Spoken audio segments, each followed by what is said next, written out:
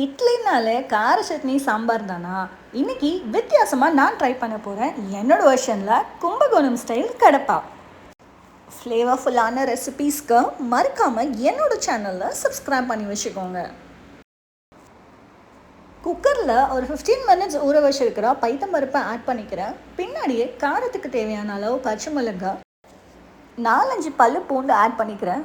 சின்ன வெங்காயம், பெரிய வெங்காயம் ரெண்டுமே சாப் பண்ணி ஆட் பண்ணிக்கிறேன். ஒரே ஒரு தக்காளி சாப் பண்ணி வச்சுருக்கிறதும் ஆட் பண்ணிக்கிறேன். இப்போ தான் மெயின் விஷயமே, 2-3 கிராம்பு, ஒரு சின்ன துண்டு பட்டை, ஒரு பே லீஃப் ஆட் பண்ணிக்கிறேன்.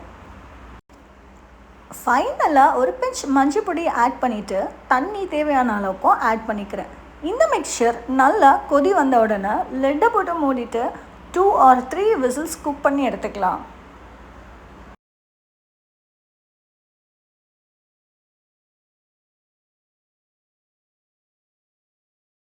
குக்கர் தானாக டீப்ரெஷரைஸ் ஆன உடனே இதை ஓப்பன் பண்ணி பார்த்துட்டிங்கன்னா நல்லாவே வெந்துட்டுருக்கோம்.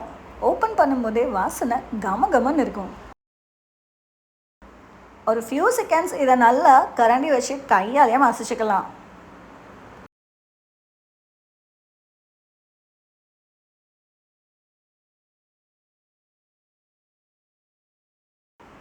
தாளிப்புக்கு ஆஸ் யூஷுவல் தாளிப்பு செடியில் நான் எண்ணெய் ஆட் பண்ணிக்கிறேன். கொஞ்சமாக கடுகு, கொஞ்சமாக சீரகம், ஃபைனலாக ஃப்ளேவருக்காக கருவேப்பிலையும்.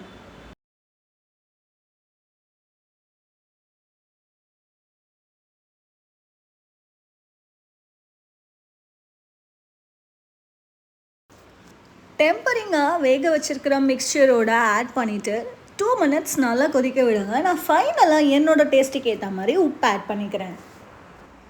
நல்லா கொதி வந்த உடனே கை நிறையா சாப் பண்ணி வச்சுருக்கிற கொரியாண்டர் லீவ்ஸும் நான் ஆட் பண்ணிக்கிறேன்.